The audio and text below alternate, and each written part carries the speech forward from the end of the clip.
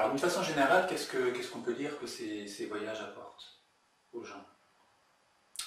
Écoute, moi, le retour que j'en ai est un retour...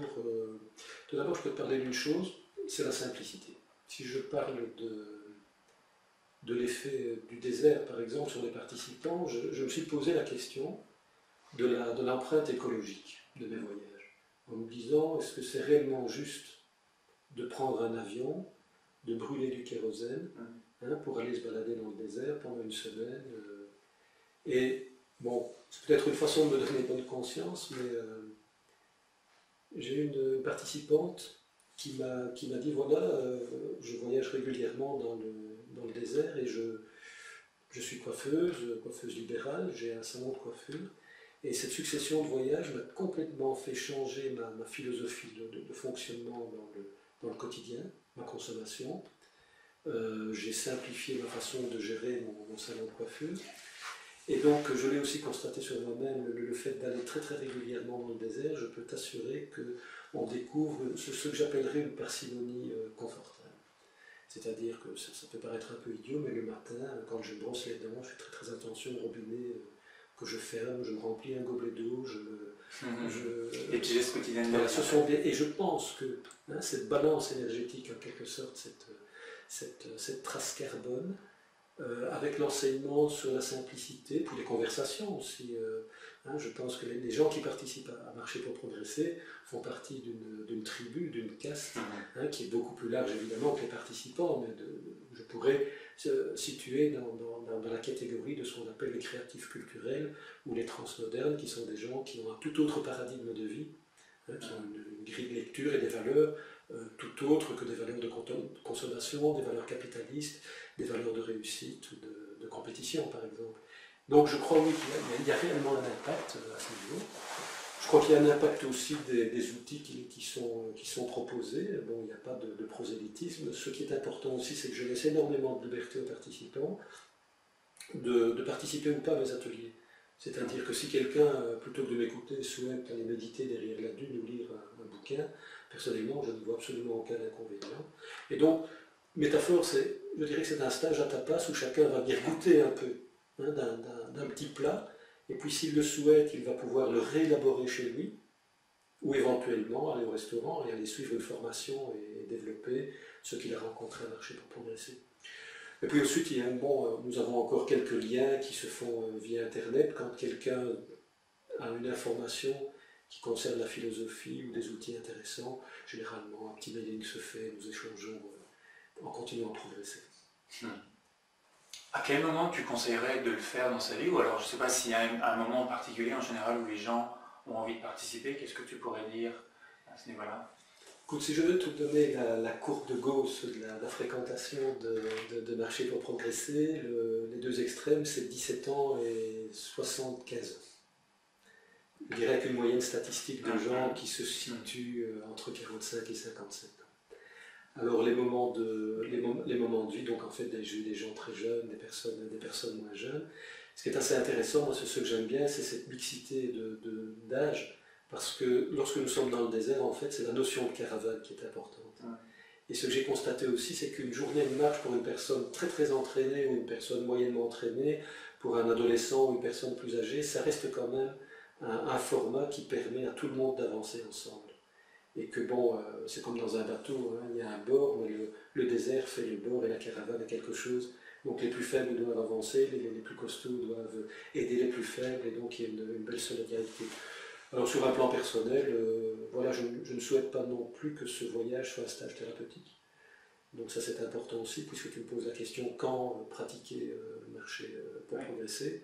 Je tiens vraiment à ce que ce soit un voyage, donc la découverte d'un lieu, la rencontre avec une population, la rencontre avec le corps aussi, de réengager son corps dans l'effort physique. J'en parlerai par la suite. Voilà. D'accord. Alors, qu'est-ce que tu peux dire là, sur la découverte du corps physique?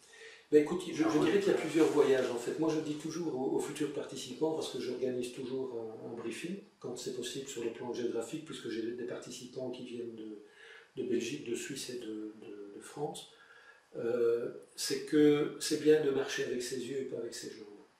Et donc je crois qu'il est toujours intéressant de se préparer physiquement à marcher pour progresser. Alors ça n'est pas comment dirais-je, un stage de paracommando ou de force spéciale, hein. Il y a différents niveaux. Je remets toujours des fiches et des conseils de préparation physique, de telle façon que les gens puissent avoir un voyage avant le voyage, qu'il y ait déjà une préparation qui les remette en bonne forme physique. Alors moi, c'est un des grands plaisirs que j'ai dans ces voyages, c'est de voir sur une semaine la transformation physique, j'ai fait un lapsus, physique des gens. C'est-à-dire qu'au début, tu vois des touristes en goguette dans le désert. Hein, ça se voit au niveau des équipements, la façon d'accrocher sa gourde avec son mousqueton sur son sac à dos, la façon de s'habiller. Et puis au bout de 3-4 jours, tu as dans le vestimentaire et dans le comportement quelque chose qui s'est complètement adapté au temps. Il y a un déclic qui s'est fait. Ah oui, il y a un déclic et donc ça va très très vite. Ça, c'est quelque chose d'assez intéressant, c'est de voir avec quelle vitesse les gens s'adaptent au milieu.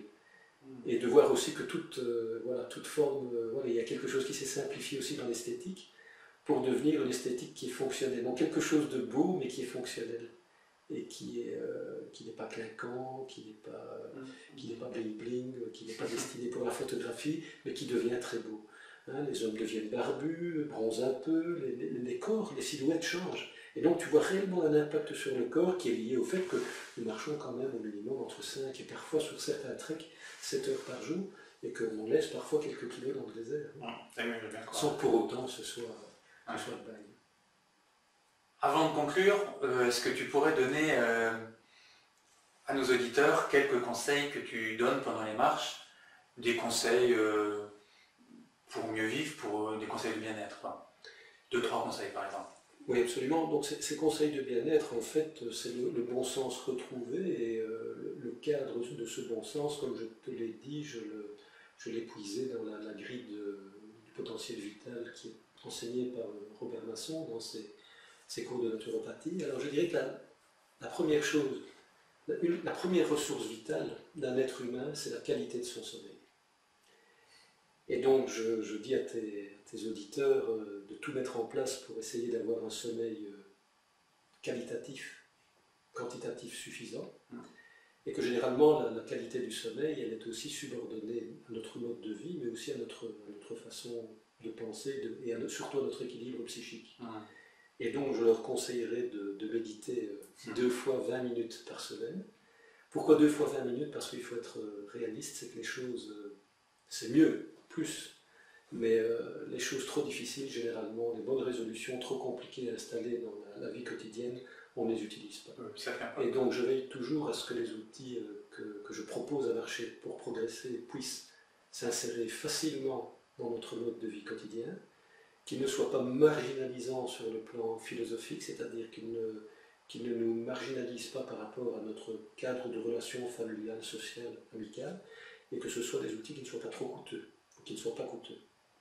Donc je récapitule: bien dormir, méditer 2 fois par semaine, hein, ça veut dire modifier son niveau de conscience, tomber dans ce niveau de conscience que les sophrologues appellent sophroliminal, 2 fois 20 minutes. C'est une expérience que j'ai menée ici à l'hôpital Ambroise Paré de Mons, où si tu pratiques une modification au niveau de conscience 2 fois 20 minutes par semaine, tu vas avoir automatiquement une amélioration de ton auto-évaluation psychosomatique au bout de 10 à 20 semaines. Et tu vas la maintenir si tu t'entraînes. D'avoir aussi fréquemment que possible une recherche vitale par des contacts avec la nature, parce que nous sommes des animaux qui avons besoin d'être en contact avec la nature, et de pratiquer, de préférence en plein air, un effort physique bien calibré, à raison au minimum de 2 à 3 fois par semaine, une demi-heure. Pour des petites choses très simples. Et alors, mais là c'est très compliqué parce que là ça demande réellement un déploiement de conseils, c'est d'avoir évidemment une alimentation bien réglée, tant sur le plan qualitatif que quantitatif, et aussi au niveau des associations alimentaires. Et si je devais donner un seul conseil, puisque tu me demandes un conseil, dans ce volet naturopathique qu'est le réglage alimentaire, je dirais éviter à tout prix de grignoter. C'est-à-dire essayer de faire 3 repas complets, mais ne grignotez pas entre les repas. Et si vous voulez en savoir plus, vous pouvez toujours aller voir les ouvrages que Robert Masson a écrits à ce sujet, et encore mieux, vous participez à une marche pour progresser, tout à fait. Voilà, je pense je t'ai donné l'essentiel en résumé des volets sur lesquels on peut réellement agir très simplement pour rester en forme. Pierre, un très grand merci. Philippe, c'est moi qui te remercie de t'être déplacé pour venir parler de ce qui me passionne, marcher pour progresser, qui, comme je te le dis, est vraiment plus un loisir qu'une profession, comme tu sais.